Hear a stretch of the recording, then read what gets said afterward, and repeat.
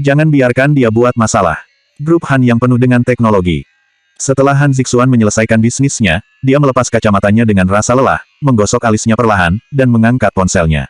Lalu dia melihat ada dua pesan terakhir dari Han Yutang di WeChat-nya. Aku tidak bisa berpura-pura, bagaimanapun juga aku tidak akan memberikan wajah yang baik kepada gadis itu. Kak, tunggu saja, aku akan mencoba mengambil kakak iparku untukmu. Tidak ada yang salah dengan dua pesan ini jika dibaca secara terpisah. Namun jika kalimat itu disatukan, itu sedikit mengkhawatirkan dan aneh. Han Zixuan memegang ponselnya dan perlahan membalas pesan Han Yutang dengan tanda tanya.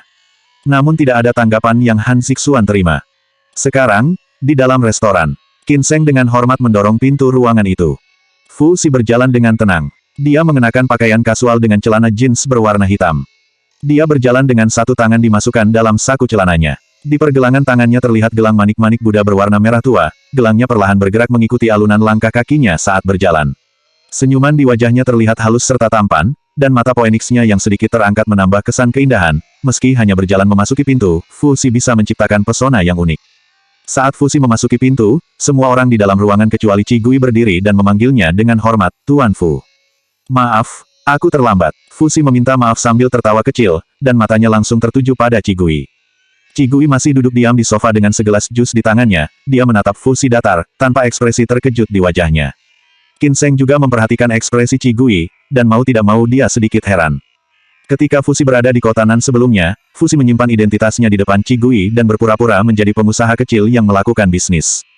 Kenapa adegan ini? Nona Qi sepertinya tidak terkejut sama sekali. Tapi segera setelah itu, Qin Sheng menemukan jawabannya. Saat di kotanan, Nona Qi juga pernah menghadiri perjamuan sebagai anggota keluarga Qi, dan dia tidak mengenal para pria muda di dalam ruangan ini, jadi dia mungkin mengira Fu Xi hanya seorang pengusaha kecil di Beijing. Dia mungkin memahami adegan ini sebagai bentuk kesopanan ketika para pengusaha saling memuji di perjamuan makan.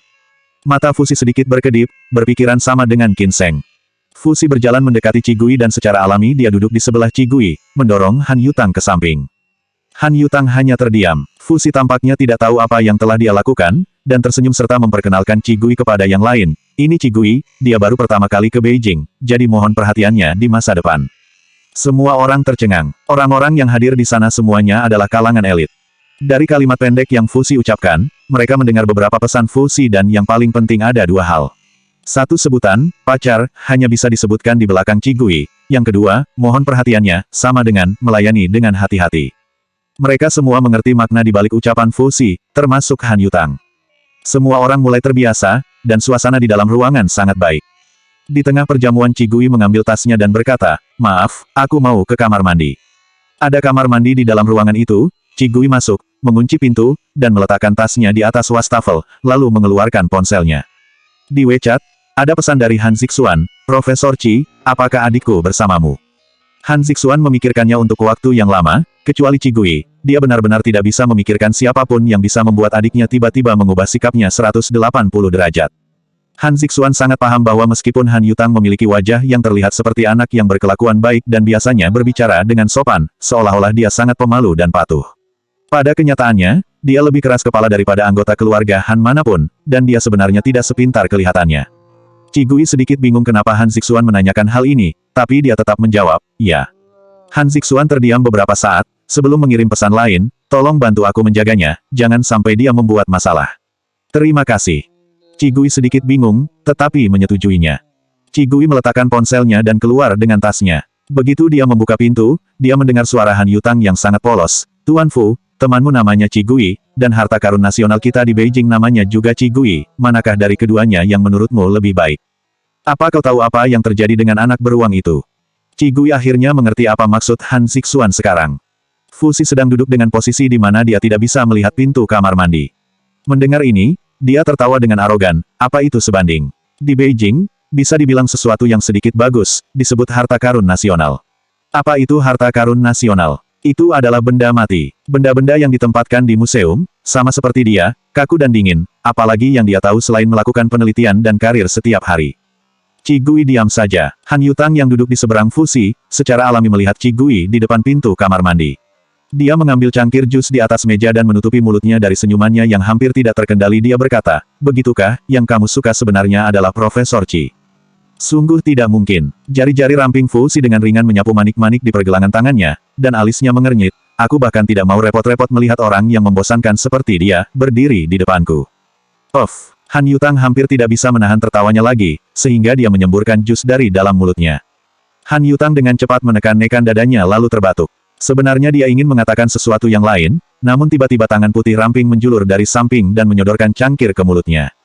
Suara acuh tidak acuh Ci Gui datang dari atas, jangan bicara saat minum jus, nanti kau tersedak. Han Yutang pun terdiam. Dia menciutkan bahunya dengan perasaan bersalah, dan meminum jus dari cangkir dengan tenang dan patuh. Fuzi melihat interaksi antara keduanya, mengangkat alisnya sedikit, dan mengetuk tepi cangkir dengan jari-jarinya yang ditekuk tajam. Di penghujung malam, Ci Gui sedang duduk di mobil Fuzi, dan Qin Sheng mengantarnya kembali ke hotel. Ci Gui dan Fuzi duduk di kedua sisi kursi belakang mobil, dan tidak satu pun dari mereka berbicara. Fuzi sedang duduk tegak, jari-jarinya yang ramping sedang membolak-balikkan dokumen. Dia membaca dengan sangat cepat, dan dokumen lebih dari 10 halaman hanya membutuhkan waktu 2 atau 3 detik untuk selesai dibaca. Cahaya di luar jendela bersinar tepat di wajahnya, dan wajah yang sudah romantis itu tampak menjadi sedikit bersungguh-sungguh. Cahaya itu tidak mengurangi penampilan Fuzi sama sekali, namun membuatnya lebih dewasa dan menawan. Di pintu masuk hotel, Ci Gui membuka pintu mobil dan hendak keluar, namun dia menyadari hujan rintik turun dari langit. Ci Gui mengenakan pakaian tipis hari ini, dia merasa sedikit kedinginan, dan tanpa sadar mendesis. Kemudian, dia menoleh ke arah Fuzi dan Qin Sheng sambil berkata, kalau begitu aku kembali dulu. Terima kasih malam ini. Setelah berbicara, dia berbalik dan keluar dari mobil. Tepat setelah keluar dari mobil, suara Fuzi yang dalam dan menyenangkan tiba-tiba datang dari belakang, tunggu sebentar. Hah? Ci Gui berbalik dengan curiga. Dia melihat Fuzi meletakkan dokumen di tangannya, mengambil jas hujan cadangan di mobil, dan berjalan turun. Dengan jari-jarinya yang ramping, dia membuka jaket dan mengenakannya pada Ci Gui dengan hati-hati, jangan sampai masuk angin. Keduanya begitu dekat sehingga Ci Gui bahkan bisa mencium aroma dingin yang samar di tubuh Fuzi. Ci Gui menjawab pelan, hanya hujan rintik. Perbedaan suhu antara siang dan malam di Beijing sangat tinggi, hujan rintik juga bisa menyebabkan flu. Fuzi membantu Ci Gui menutup jaketnya, mengangkat alisnya, dan tiba-tiba tersenyum, tentu saja, kalau kau mau aku bisa menjagamu 24 jam sehari, aku juga akan senang. Kau juga bisa menambahkan layanan suap-menyuap yang intim. Ci Gui langsung berkata singkat, aku masuk dulu. Setelah berbicara, dia berbalik dengan cepat memasuki hotel. Fuzi berdiri di sana, menatap punggungnya yang ramping, dan menautkan bibirnya. Qin Sheng diam melihat pemandangan di depannya. Melihat Ci Gui yang ketakutan, sampai lupa mengucapkan, terima kasih. Begitu dia memasuki pintu, Ci Gui menerima pesan WeChat dari Han Yutang. Han Yutang, Kak Ci, kau juga dengarkan tadi, manusia aneh seperti Fuzi tidak akan pernah tulus kepadamu. Jangan tertipu dengan penampilannya. Han Yutang, aku sangat menyarankan kau untuk mempertimbangkan kakakku, dia selalu sangat menyukaimu, dan kalau kau menikah dengan keluarga kami, kakakku pasti akan mendukung karirmu. Han Yutang mengirim pesan berturut-turut. Ci Gui membaca pesan itu dengan tenang, dan hanya menjawab, apakah kau tahu apa yang terjadi pada anak beruang itu? Han Yutang dibuat kebingungan dengan jawaban Ci Gui.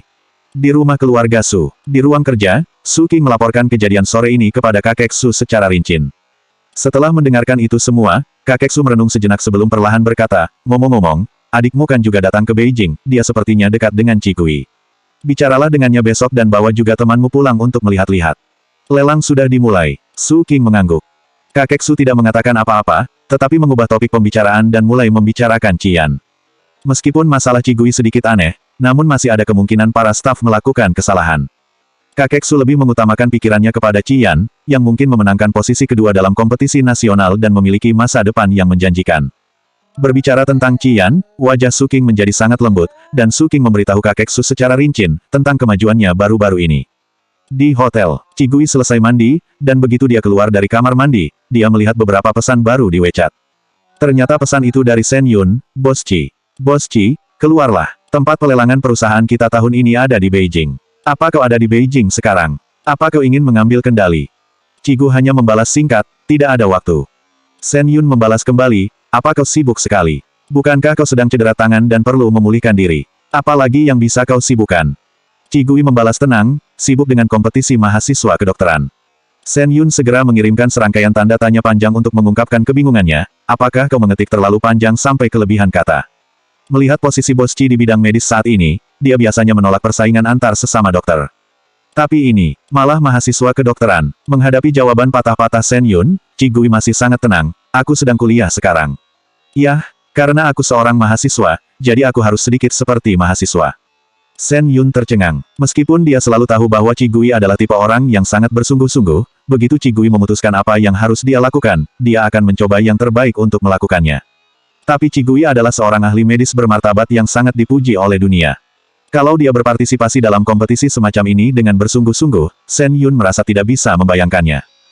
Shen Yun memikirkannya untuk waktu yang lama, dan akhirnya menghela nafas ringan. Aku bahkan tidak tahu apakah aku harus meratapi lawanmu. Dengan berpartisipasinya Bos Qi, bukankah kompetisi ini bisa saja dikembangkan menjadi pertunjukan pribadinya? Qi Gui menjawab, aku hanya akan bermain di level yang sama dengan mahasiswa biasa dan tidak akan terlalu banyak ikut campur. Shen Yun menjawab lagi, Bos Qi, kau tidak perlu mengatakan kalimat itu. Sungguh. Tidak peduli apakah itu ujian atau kompetisi, mampu mengendalikan kekuatan seseorang sesuka hati, dan bermain sebanyak yang dia inginkan, itu sungguh kekuatan yang patut ditiru. Qi Gui tidak menjawab pesan Shen Yun lagi. Dia diam-diam menarik kembali pesan itu. Shen Yun juga terdiam. Tidak tahu mengapa, tetapi Shen Yun merasa sedih. Shen Yun tidak menjawab. Qi Gui juga tidak peduli lagi. Shen Yun adalah seorang teman yang telah berhubungan baik dengannya sejak sekolah menengah pertama, dan merupakan salah satu dari sedikit orang yang membuat Qi Gui benar-benar nyaman. Qi Gui mempercayakan Tenggui Group kepada Shen Yun untuk mengelola perusahaannya, dan Qi Gui merasa sangat lega karena bisa mempercayakan perusahaannya kepada teman baiknya. Qi Yan sedang menelepon Zhao Yuexiu. Ngomong-ngomong, Mama dan Papa akan pergi ke Beijing besok. Zhao Yuexiu mengingat sesuatu dan memberitahu Qi Yan sambil tersenyum. Qi Yan tiba-tiba tertawa kegirangan, benarkah? Ma, aku merindukan Mama dan Papa. Aku akan menjemput kalian besok. Apa kalian ada urusan di sini? Ini tentang lelang Tenggui Group tahun ini. Nada suara Zhao Yuexiu dipenuhi dengan kegembiraan, lelang akan dimulai dalam 2 hari. Mama dengar bahwa tempat pelaksanaan lelang tahun ini dipilih di Beijing. Kakek Su beruntung bisa mengundang Nona Li, yang memiliki hubungan baik dengan manajer senior Tenggui Group. Papamu dan Mama, serta orang tua Su King, akan kembali ke rumah lama keluarga Su untuk berdiskusi dengan mereka bagaimana merevisi lelang tahun ini. Sejak Tenggui Group lahir 3 tahun yang lalu, hanya butuh 1 tahun untuk menjadi salah satu grup domestik teratas nasional. Dalam 2 tahun berikutnya, perusahaan itu dengan cepat membuka pasar internasional dan menjadi salah satu dari 500 grup teratas di dunia. Sejak saat itu, lelang tahunan perusahaan mereka telah menjadi target perusahaan-perusahaan domestik yang besar. Lagi pula, semua orang tahu bahwa selama mereka bekerja sama dengan Tenggui Group, setidaknya 100 juta yuan dapat diperoleh dengan mudah. Tahun ini, keluarga Qi dan keluarga Su bekerja sama dan membuat penawaran tender paling cepat, mereka persiapkan sejak 1 bulan yang lalu. Kakek Su juga sangat mementingkannya, bahkan dia sudah mengorbankan banyak uang untuk mengikuti tender itu.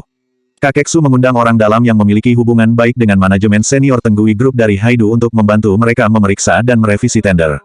Mendengar kabar tersebut, Zhao Yuexiu, Qi Changjing, dan orang tua Su King tidak sabar untuk segera tiba di rumah lama keluarga Su di Beijing. Mendengarnya sampai ingin memukul orang. Dalam lelang tahun ini, kita dan keluarga Bibi Su harus 90% yakin. Qi Yan cukup bersemangat ketika dia mendengar kabar baik itu. Tenggui Group, kalau sampai dapat bekerja sama dengan perusahaan ini, status dan reputasi keluarga Qi akan meningkat seiring berjalannya waktu. Bahkan, mungkin bisa sejajar dengan keluarga Su. Jika saat itu tiba, Qi Yan berharap dia bisa menjadi seorang putri terkenal dari keluarga bangsawan di Beijing dan disenangi oleh orang-orang kelas atas seperti Xia Jinjin. Pada saat yang sama, 4 keluarga besar teratas di Beijing juga mendapatkan berita pelelangan. Kakek Shen segera menelepon kakek Fu, perusahaan Qi Gui akan memulai pelelangan. Apa kau sudah bersiap untuk tender? Perusahaan yang dibuka oleh Qi Gui saat ini mampu bertumbuh dengan kecepatan seperti angin tornado yang dapat berkembang pesat dalam waktu singkat. Selain karena keahlian Qi Gui dalam bidang medis, kemajuan itu juga didukung oleh 4 keluarga besar ibu kota yang banyak berkaitan dengannya dan selalu memberikan dukungan terhadapnya. Dapat dikatakan bahwa Tenggui Group adalah perusahaan R&D produk medis pertama di China yang benar-benar milik negaranya. Meskipun telah berkembang menjadi industri real estate, hiburan, catering, dan lainnya. Produk utama perusahaannya adalah di bidang penelitian, pengembangan serta produksi medis. Pada awalnya, setiap kali Tenggui Group mengadakan acara lelang, 4 keluarga besar di ibu kota akan datang membantu dan mendukung perusahaan Qi Gui di lapangan. Meskipun saat ini bantuan dari 4 keluarga besar tidak lagi diperlukan, orang-orang dari keluarga besar sudah terbiasa dan secara sadar melakukannya ketika saatnya tiba. Sudah siap dari awal, Tuan Fu bersenandung pelan. Keduanya mengobrol sebentar, dan Tuan Shen baru saja akan menutup telepon. Dia mendengar nada bicara kakek Fu yang kejam dan flamboyan. Ngomong-ngomong, Lao Shen, cucuku dan Qi Gui memiliki hubungan yang baik sekarang, apa kau tahu itu? Kesinilah, izinkan aku memberitahumu tentang mereka berdua. Apa yang terjadi di antara? Saat kakek Fu menceritakan kejadian itu, dia seperti melihat harta karun di keluarganya terguncang. Semua hal yang telah terjadi di kota Nan dan kota Beijing semuanya telah diselidiki oleh pelayannya. Terutama tentang cincin keluarga Nyonya Fu, kakek Fu menyebutkannya beberapa kali di telepon. Kakek Sen tercengang. Mendengarnya dia jadi ingin memukul seseorang. Kakek Sen memakinya tanpa ampun, kau lihat ya, bukankah cucumu Fusi, sudah melecehkan Cigui. Kau ini tidak malu atau malah bangga? Hahaha, jangan membicarakan hal lain, aku tanya padamu, jika Xiaoqi menikahi cucuku di masa depan, kau iri atau tidak? Alih-alih malu, kakek Fu malah sangat bangga. Kakek Sen mencibir, untuk urusan ini biarkan Cigui mengakui dulu bahwa Fusi adalah pacarnya. Dengan sekali tusukan, kakek Sen langsung menutup telepon. Wajah kakek Sen langsung berubah menjadi masam. Betapa kejamnya dia mengatakan hal itu, betapa masamnya hatiku saat ini. Tidak ada anak laki-laki di generasi muda keluarga Sen, hanya ada 2 anak perempuan. Kakek Sen tidak berpikir ada yang salah dengan gadis-gadis itu. Hanya saja, dia juga ingin Cigui menjadi bagian dari keluarga Sen. Keesokan harinya, Cigui mengantar Sun Yanyan, Chu Jia, dan Yi Rui ke tempat latihan mahasiswa kedokteran seperti biasa. Setelah itu Cigui langsung pergi ke rumah keluarga Jin. Cigui merasa jika dia tidak melihat penyakit kakek Jin dengan mata kepalanya sendiri dia tidak bisa merasa lega. Gaya arsitektur villa keluarga Jin dan 3 keluarga besar lainnya sedikit berbeda. Beberapa villa dibangun langsung di lereng gunung. Gaya antik Cina yang megah sangat sesuai dengan gaya perburuan emas keluarga Jin.